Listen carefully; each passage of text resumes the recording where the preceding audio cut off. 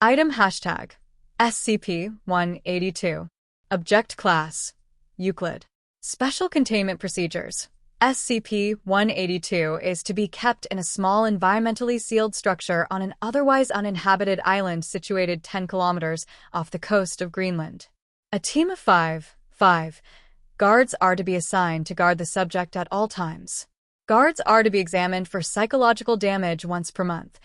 Guards who show any signs of damage are to be recalled from their post and are required to undertake a full course of psychiatric therapy prior to returning to duty.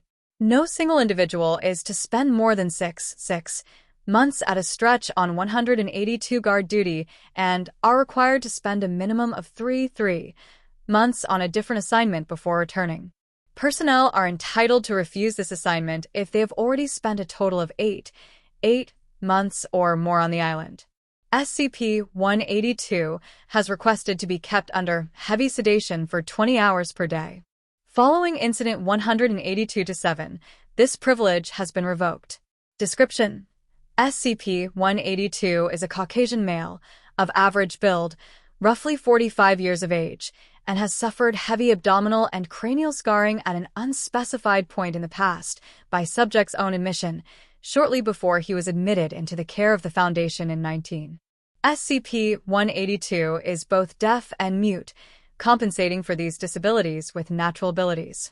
SCP-182 has displayed the ability to passively enter the minds of other animals, including humans, and to perceive sight and sound through their senses, in effect, riding as a passenger in their minds. This has no consistent effect on personnel, and some guards have rotated on and off on a regular basis for the past years without detrimental effects. However, prolonged exposure to SCP-182's passive sensory borrowing results in vivid visual and auditory hallucinations in 97% of humans and 100% of non-human test subjects. The effects in question vary widely in severity, but continued exposure after the onset will inevitably result in mental collapse, with said mental breakdown being hastened by proximity to SCP-182. SCP-182 has displayed the ability to consciously force hallucinations upon his guards when under duress, and as such it is advisable that subjects known to agitate SCP-182 be avoided, including mention of SCP-076-2, SCP-682, and SCP-182's own past prior to acquisition by the Foundation. Termination of affected personnel is recommended if they cannot distinguish between the hallucinations and reality, as all subjects allowed to reach such a point have invariably broken down, with brain death or permanent catatonia being the only possible outcomes. SCP-182 cannot control this ability with any appreciable degree of skill and automatically sees and hears the perceptions of any living animals within 10 meters. Subject can focus on specific directions outside of that range, but cannot ride the senses of beings further away from it than 30 meters. SCP-182 additionally manifests the ability to project its thoughts into the mind of any individual whose senses it rides. This mental speech is the only known source of information about the subject and has been described by guards as akin to being spoken to by a small human between their ears. SCP-182 exhibits no mimetic or telepathic hazard stemming from this speech, though subjects report that his voice is always a component in their hallucinations. Addendum 182-1. SCP-182 claims that the incident that resulted in the loss of its speech and hearing also manifested its telepathic talents. It is not presently clear whether this was a deliberate goal of the torture subject was subjected to, or whether the apparently life-or-death situation caused previously suppressed powers to manifest. Questioning in this vein is to be discouraged, as SCP-182 has become agitated in the past and has successfully attempted to accelerate the rate of mental breakdown in his handlers, resulting in casualties during the first questioning. Addendum 182-2. It has been suggested that SCP-182 be used as a translator with other SCPs who appear capable of thought, but not of communication.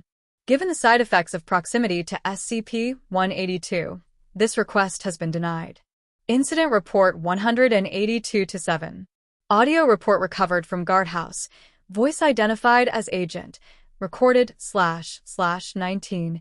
Yeah. So, we got the letter this morning from O5 saying the sedation was approved. Doctor went out to tell 182. Guy seemed pretty happy, clapping his hands and everything. Like a little kid. Shot him up. He was out like a light. Slept a few hours, then doctor went in to check on him. Make sure he was still breathing. Don't want a casualty, yeah? Anyway, I'm in the other house. We'd got up a good game of 21 when I hear Doc screaming his lungs out. Something about spiders or wah. Following this, the tape records 7 gunshots. Audio analysis indicates they were fired at a point above and to the left of the microphone. God damn it. We thought Doc had finally cracked. He'd been seeing little things out of the corner of his eye for a few days. We figured 182 had got to him. We drew straws to see who'd have to go get his body. Agent J drew the short straw. Guy was fresh out here, just been assigned last week. Damn it, I should have gone instead. JS screams started a few minutes later. Everyone got up at this point. We started walking out there, snow everywhere. Should have transferred out of here before AC. Another 8 gunshots are heard, followed by repeated clicking. Subsequent sounds determined to be the replacement of an empty magazine. Ugh, these things. We got to the house where 182 was. He was lying on the bed, looked dead to the world. 30, maybe 35 feet away, Jay and Doc were sitting on the floor, drooling. Well, Doc was. Jay was dead. Blood oozing out of his mouth. Looked like he bit his own tongue off. All 3 of us knew what had happened. I started to see things. I ran. I don't know about the other guys. I'm holed up in the building. Gonna wait for the boat to arrive. Hope I can hold off long enough. Audio recording continued for 17 minutes. Intermittent screams and gunshots can be heard, as well as a door opening twice. I've seen what happens to those guys that go too far. I'm not ending up like that. I'm not going to see those things. Bye.